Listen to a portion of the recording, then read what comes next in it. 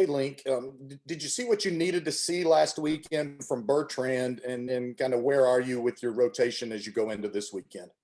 Yeah, Mercer will go Friday. Bertrand will go Saturday. He wasn't good. Like it wasn't sharp. But I think when he went out there and you've missed a week, I mean, he really hadn't thrown in 12 or 13 days, not competitively. So you miss that start. I mean, the weeks roll on, and he wasn't sharp, but he felt okay. Like my biggest concern was the next day because at Pitt he threw great, but he didn't feel good the next day. That's when this got him a little bit. So he felt fine, and he felt fine all week. So I would hope we see a little bit more of the crispness and the command that we were accustomed to seeing.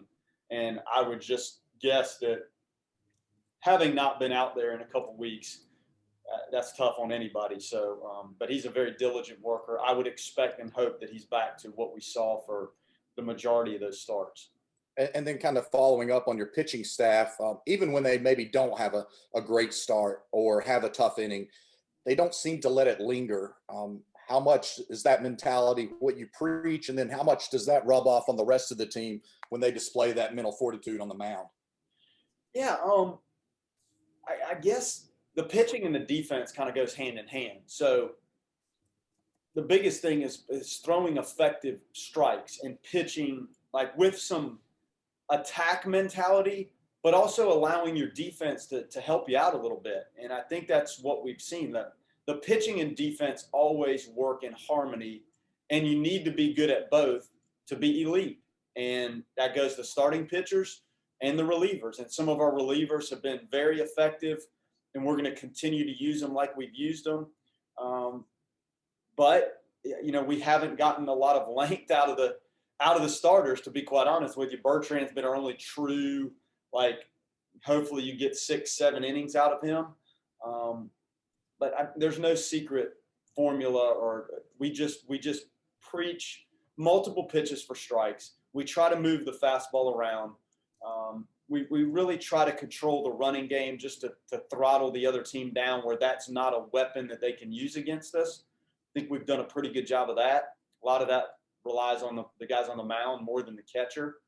And then we just kind of manage the bullpen guys and try to keep them fresh, but go to them when we need to. And there have been some good weapons down there with Colehep and Sheridan. And those guys have been difference makers for us. Those three, Bertrand, Colehep, Sheridan. I mean, again, you go back to recruiting. Some of this revolves around who you can attract and get in your program. And bringing those three in has obviously helped.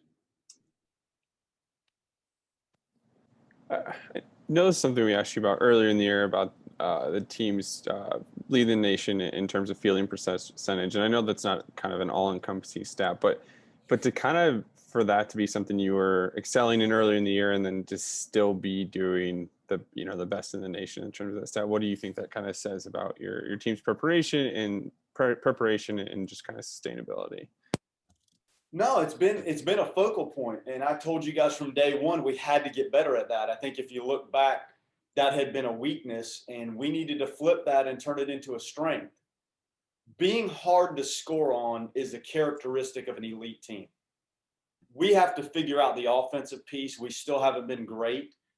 We've been better at times, but if you can contain the people you're playing and make it hard for them to score, you're in good shape. And, defense, the fielding percentage is one measurement.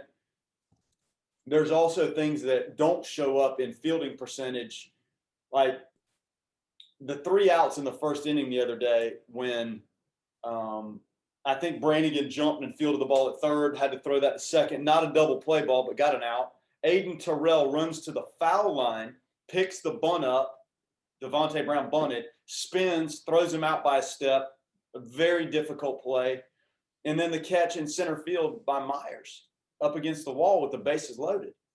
Those all just go down as outs, but the magnitude and the athleticism of those 3 plays, that's what still doesn't show up in the fielding percentage, because it's just an out. It's not an error, but it's the way like some of these outs have been recorded has been really effective and kind of keeps the momentum on our side. It's been good. midway roughly through the season, you guys have yet to have a bad weekend. I mean, everything that you guys would have wanted out of this year is still ahead of them. I'm curious, what's your message to them at this point, so that they don't have any lapses, so that they continue to be hungry and chase wins and championships and things of that nature, and not just be satisfied with what they've accomplished to this point? Well, we just try to keep working on the things that have come up in the games that we maybe haven't done well. And then there's things that come up that may happen to the other team. And you see how this moment in the game, maybe the other team did something that gave us a chance to win. And it makes you as a coach reflect on, have I covered that? Because the kids are very aware of what happened. So just fine tuning and continuing to push to try to improve. Because you can still go around the horn. You can go on the mound, guy by guy. You can definitely offensively go through things that everybody can work on. So if you just keep grinding away at that, you hope you continue to get better and you avoid any lapse. So that's what we do. I mean, everybody's got individual things they need to work on. And as a team, there's still team concepts that we have to get better at. And this week we focused a little bit more on our bunting game, because you saw we could have opened that Sunday game up, but it just an example of it was we didn't execute some of the bunting stuff. So you just keep the gas pedal down, and the guys, you're not trying to beat them up with long 4-hour practices, but it's crisp, short, with a purpose, and I think that keeps everybody on their toes.